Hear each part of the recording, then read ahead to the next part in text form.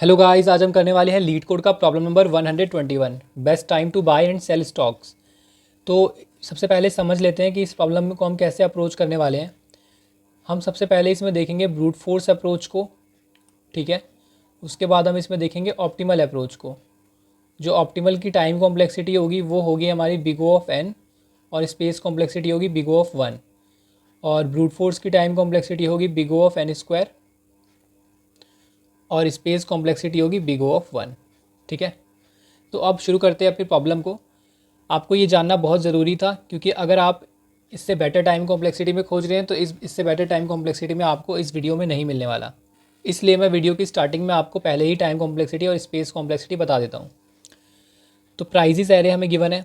अब prices array का क्या करना है हमें। पहले तो क्वेश्चन है best time to buy and sell stock. तो इस प्रॉब्लम में हमें बेस्ट टाइम फाइंड आउट करना है स्टॉक को बाय एंड सेल करने का। स्टॉक मार्केट आप सब लोग जानते होंगे। अब ये जो दिए हुए हैं ये हमारे डेज़ हैं, तो 0 1 2 3 4 5। ये 0th डे हो गया, फर्स्ट डे हो गया, सेकंड डे हो गया, थर्ड डे हो गया। तो ये रिप्रेजेंट कर रही है, जैसे फर्स्ट डे को स्टॉक की प्राइस 1 है, सेकंड डे को स्टॉक की प्राइस 5 है, थर्ड डे को 3 है, ठीक है ना। तो हम स्टॉक मार्केट में किस लिए जाते हैं? स्टॉक मार्केट पे हम प्रॉफिट बनाने के लिए जाते हैं। प्रॉफिट बनाने का क्या रूल होता है कि buy low and sell high, ठीक है। हमें कम पे ख़रीदना है और ज़्यादा में बेचना है, तभी तो हमारा प्रॉफिट होगा ना। तो देखो यहाँ पे प्रॉफिट कैसे होगा। मान लो हमने 5 पे ख़रीदा और 6 पे बेचा, तो हमें कितने का प्रॉफिट हुआ? हमें 1 यूनिट का प्रॉफिट हुआ, ठीक है। अगर हमने डे 1 पे, ये 0 1 इंडेक्सिंग देखो आप इसकी, अगर हमने डे 1 में ख़रीदा तो और डे 3 में बेच दिया तो हमें कितना प्रॉफिट हुआ? 2 यूनिट्स का। तो हमें बताना है कि हम मैक्सिमम प्रॉफिट कितना ले सकते हैं इससे, ठीक है ना। और हम एक बार में एक ही स्टॉक खरीद सकते हैं और उसे आगे जाकर बेच सकते हैं। तो एक सॉल्यूशन तो आपको ये दिखाई दे रहा होगा कि इसका जो ब्रूट फोर्स है वो ये है कि चेक एवरी पॉसिबल पेयर्स। आपको टू सम वाली वीडियो अगर याद है तो उसमें भी हम सारे पेयर्स को चेक करते थे। तो कैसे पेयर को चेक करते हैं?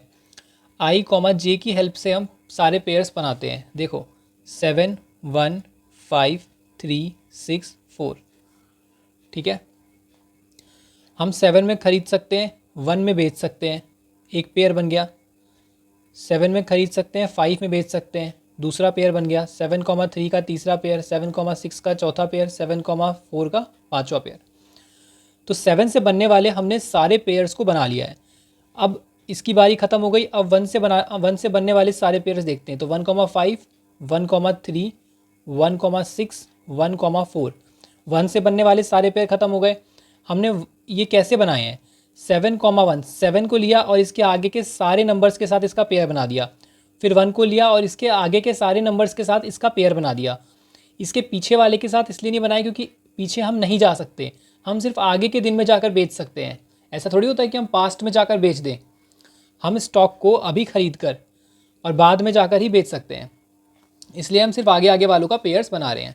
तो आपको इसकी इंट्यूशन समझ में आ गई होगी। अब जैसे अगर हम 5 को ले लें तो 5 का क्या बनेगा? 5,3 5,6 5,4। 3 को ले लें तो 3,6 और 3,4, और 6 का क्या बनेगा? 6,4। तो सारे पेयर्स बन गए इसके। ये मैंने आपको बना के दिखाया ताकि आपको अच्छी अंडरस्टैंडिंग हो जाए और आपको कभी भी सारे पॉसिबल पेयर्स को चेक करने में कन्फ्यूजन ना हो। ये डीएसए के बहुत सारे प्रॉब्लम्स में यूज़ होता है ब्रूट फोर्स तरीके को इम्प्लीमेंट करने के लिए। अब जैसे हमने सारे पेयर्स निकाल लिए, अब हम क्या करेंगे? 7 - 1 करके चेक कर लेंगे तो 6 आ जाएगा। सॉरी, 7 - 1 नहीं करेंगे क्योंकि हम सेल माइनस बाय करते हैं प्रॉफिट निकालने के लिए। प्रॉफिट का फॉर्मूला क्या होता है? Profit equal to sell price minus buy price, ठीक है ना। तो सेल प्राइस बाद वाला है, बाय प्राइस पहले वाला है, पहले खरीदेंगे फिर बेचेंगे। तो 1 - 7 इज, इस पे आ गया -6, 5 - 7 is -2, 3 - 7 is -4, 5 - 7 is -2, 4 - 7 is -3, 5 - 1 is 4, ठीक है। तो हम इन सबको चेक करके देखेंगे और इन सब में जो भी मैक्स होगा उसको मैक्स वेरिएबल में स्टोर कर लेंगे और लास्ट में रिटर्न कर देंगे अपने मैक्स को, ठीक है। तो आपको ये इंट्यूशन बहुत क्लियरली समझ में आ गई होगी।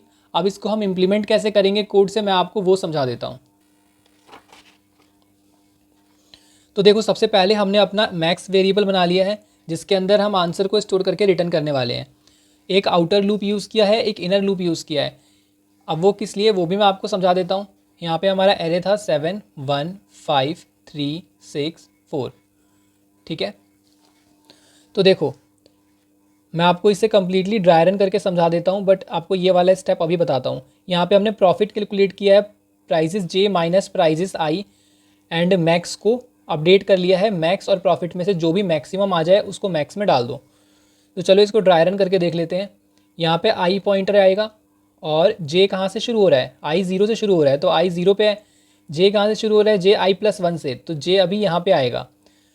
हमने क्या किए थे, हमने सारे पेयर्स बनाए थे 7,1 7,5 7,3 7,6 7,4। तो यहाँ पे भी हम अपने कोड की हेल्प से सारे पेयर्स को ही चेक करने वाले हैं। तो देखो यहाँ पे क्या हो गया, प्राइजेस जे कौन सा बना 1 जिसमें हमने बेचा, प्राइजेस आई हमारा बाइंग प्राइस करंट जहाँ पे हमारा आई पॉइंट कर रहा है, आई वाला क्या पॉइंट करेगा, आई बाइंग प्राइस को पॉइंट करेगा कि ये हमारा बाइंग प्राइस है स्टॉक का। और हम फ्यूचर में जाकर देखेंगे कि इसको सेल करने पर हमें क्या प्रॉफिट मिलता है। तो अगर हम इसको 1 में सेल कर दे तो 1 माइनस 7 इज़ -6, हमें -6 में प्रॉफिट मिलेगा। तो 0 तो -6 से बड़ा है, तो हमें -6 को अपडेट नहीं करना है, सॉरी मैक्स को अपडेट नहीं करना है। फिर जे मूव होके यहाँ पे आ जाएगा, फिर है ना, सबसे पहले तो इनर वाला लूप खत्म होगा ना, और कहाँ तक चलेगा, जे इज़ लेस देन एन तक, मतलब यहाँ तक जाएगा, ठीक है। और यहाँ पे आ गया, फिर यहाँ से कट के यहाँ पे आएगा, यहाँ से कट के यहाँ पे आएगा, फिर यहाँ से यहाँ, यहाँ से यहाँ।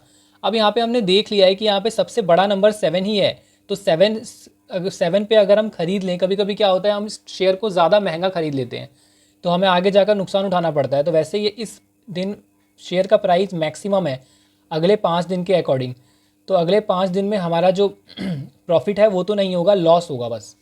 तो इसलिए इसमें हमारा आंसर नहीं मिलेगा। अब इसके बाद हम आई को अपडेट कर लेंगे क्योंकि जे खत्म हो चुका है। अब आई इक्वल टू 1 के लिए, फॉर आई इक्वल टू 1 अब सारे जे रन होंगे। जे कहाँ से कहाँ तक रन होगा, 2 to n तक, n-1 तक। तो चलो जे को रन कर लेते हैं। जे अब वापस यहाँ से शुरू होगा, तो 5 - 1 यहाँ पे अब मैक्स बनाते हैं। पहले नेगेटिव था इसलिए हमने अपडेट नहीं किया। और यहाँ पर आई है, आई यहाँ पे है, जे यहाँ पे है, तो this minus this prices J minus prices I, तो 5 - 1 is 4 and 4 is greater than 0, तो 4 को अपडेट कर लेंगे। फिर उसके बाद जे अपडेट होके यहाँ जाएगा, 3 - 1 इज़ 2, तो 3 - 1 2, 2 जो है वो छोटा होता है 4 से, तो ये अपडेट नहीं होगा। फिर जे यहाँ पे आ जाएगा, 6 - 1 इज़ 5, तो ये अपडेट हो जाएगा क्योंकि 5 इज़ ग्रेटर देन 4, तो 5 आ गया। फिर जे यहाँ पे आ जाएगा, तो 4 - 1 इज़ 3, ये अपडेट नहीं होगा क्योंकि 5 बड़ा होता है 3 से, तो जे खत्म हो गया। अब आई अपडेट होगा, जे वाला लूप, अंदर वाला लूप खत्म हो गया, अब बाहर वाला लूप चलेगा, तो ये हटाकर हम यहाँ पे रख देंगे।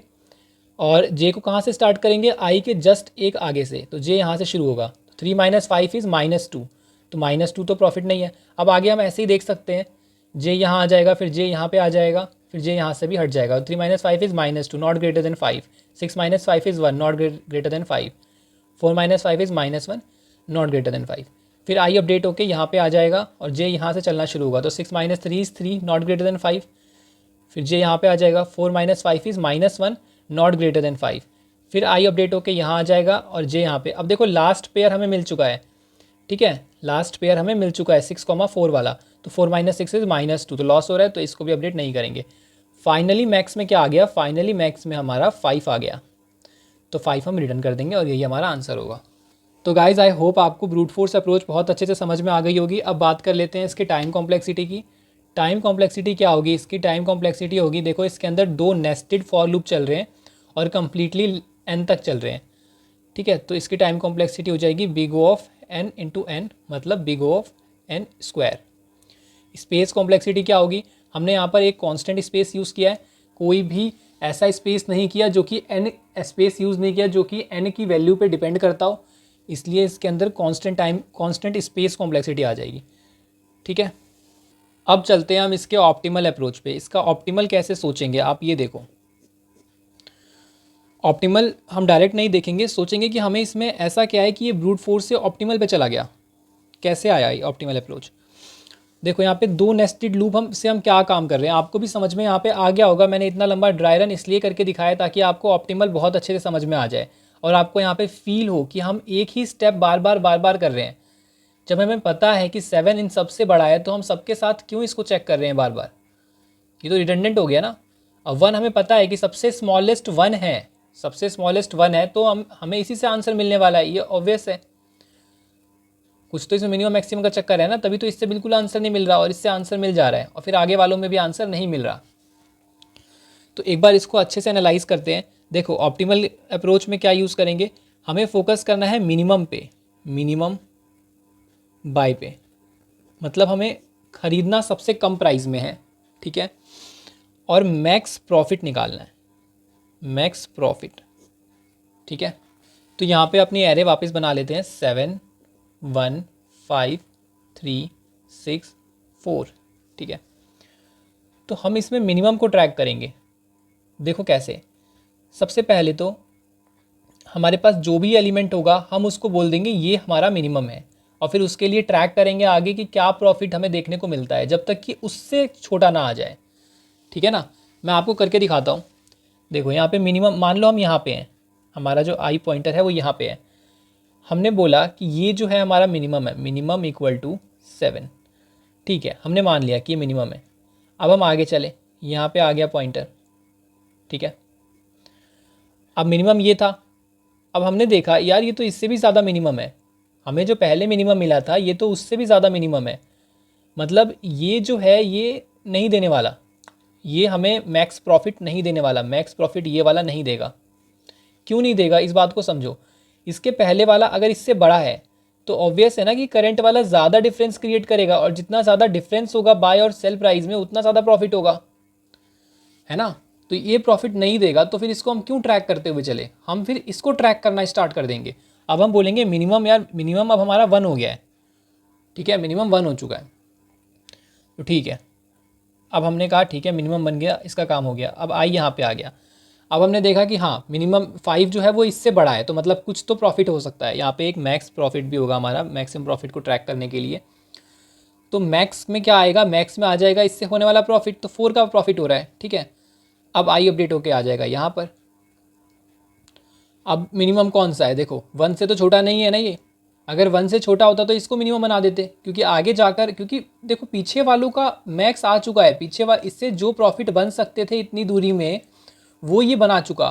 अब अगर इससे भी छोटा कोई मिल जाता है, आगे जाकर कोई ज़ीरो प्राइस मिल जाता है, तो वो अपने आगे वालों से, ज़ीरो अपने आगे वालों से ज़्यादा ही डिफरेंस क्रिएट करेगा इस 1 के कंपैरिजन में, ठीक है। अब जैसे आपको मैं आगे चल के दिखाता हूँ, देखो मैक्स इक्वल टू 4 है हमारे पास, अब यहाँ पे 3 है।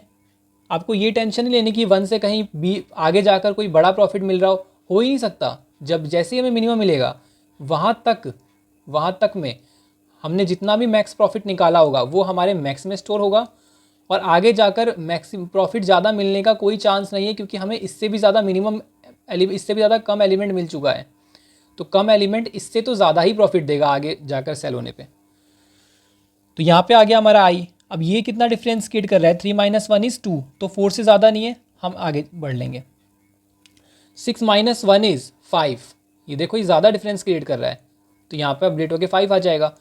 फिर आई यहाँ पे आ जाएगा, 4 - 1 = 3, तो ये 3 अपडेट नहीं होगा, और फाइनली हमारा आई आगे बढ़ जाएगा। तो ख़त्म हो गया हमारा फॉर लूप। और मैक्स में क्या स्टोर हो गया, मैक्स में हो गया 5 स्टोर। तो आपको ये अप्रोच अच्छे से समझ में आ गई होगी कि हमने कैसे ऑप्टिमल को अप्रोच किया और कैसे इसको इम्प्लीमेंट किया। अब देखते हैं कि हम इसको अपने कोड से कैसे इम्प्लीमेंट कर सकते हैं। सबसे पहले एक मिनिमम वेरिएबल बना लिया, इंटीजर मैक्स वैल्यू, इसको हम जनरली +∞ बोलते हैं कि सबसे बड़ा ये है, ठीक है, ताकि कोई भी एलिमेंट आ जाए, या -100 या -1000 ही क्यों ना आ जाए, मिनिमम में वो स्टोर होगा, है ना, क्योंकि उससे तो वो छोटा ही होगा। तो देखो मैक्स 0 हो गया for track of max profit, और यहाँ पे प्राइस और प्राइस का हमने एक लूप रन कर लिया कि हर प्राइस को ट्रैक कर रहे हैं। अगर प्राइस कम है, छोटा है, अगर यही तो कर रहे थे ना हम कि अगर प्राइस छोटा है, पहले ही पूछ लो ना प्राइस से, जैसी प्राइस पे है उससे पूछ लो कि करंट प्राइस से, जो हमारा ये प्राइस क्या है, करंट प्राइस है, करंट प्राइस से क्या जो पहले से मिनिमम चलता हुआ आ रहा था क्या वो छोटा है या बड़ा है। अगर छोटा है तो मिनिमम को प्राइस बना दो, करंट वाला प्राइस बना दो, है ना। क्या था हमारा एरे, 7 1 3 5 6 4, देखो हम यही तो कर रहे थे कि अगर जैसे यहाँ पे थे मिनिमम पे, तो इसको हमने मिनिमम बना दिया, फिर हमने ट्रैक किया इस पे, अभी हमें इससे भी छोटा मिल गया तो हमने क्या किया, मिनिमम 1 को बना दिया, करंट वाले को मिनिमम बना दिया और फिर आगे चले गए। अब यहाँ पे एल्स क्यों लिखा, क्योंकि यही थोड़ी ना प्रॉफिट कैलकुलेट कर लेंगे, जस्ट तो हमें अपना बाइंग प्राइस मिला है, अब अगले दिन जाकर बेचेंगे ना या उसके अगले दिन, इसलिए यहाँ पे एल्स है ताकि उसी लूप में वापस चीज़ें रन ना करे, अगले लूप में आए, मतलब अगली आइट्रेशन में आए। और हमने अगली आइट्रेशन में निकाल लिया कि प्राइस माइनस मिनिमम करके करंट प्राइस अगर वो छोटा नहीं है मिनिमम से तो हमें प्रॉफिट निकाल लेना है। ठीक है, अब बात कर लेते हैं इसके टाइम कॉम्प्लेक्सिटी की। तो आपको टाइम कॉम्प्लेक्सिटी क्लियरली दिख रहा होगा कि बिग O ऑफ n है, क्योंकि हमने इसमें एक ही लूप का यूज़ किया है। और स्पेस कॉम्प्लेक्सिटी क्या होगी, स्पेस कॉम्प्लेक्सिटी होगी बिग O ऑफ 1, क्योंकि हमने इसमें कांस्टेंट स्पेस का यूज़ किया है, n स्पेस का यूज़ नहीं किया जिसमें n से हमारा स्पेस अफेक्ट हो रहा हो। तो गाइज़ अगर आपको वीडियो हेल्पफुल लगी हो तो वीडियो को लाइक ज़रूर कर दें और चैनल को सब्सक्राइब कर दें। मेरे साथ अपना फीडबैक ज़रूर शेयर किया करें।